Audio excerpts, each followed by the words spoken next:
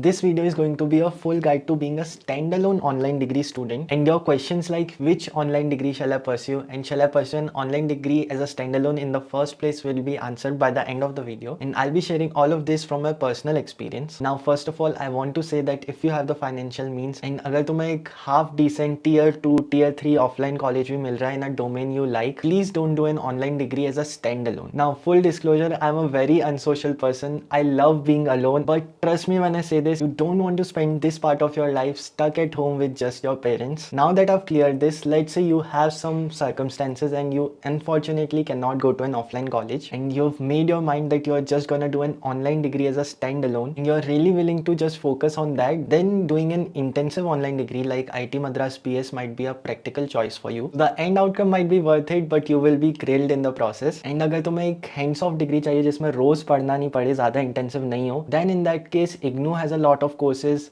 Coursera courses tend to be much less intensive than IIT Madras PS degree, and there are private universities also like Manipal etc. But you need to make sure that if they have the return on investment or not. And that's it. Please subscribe to the channel.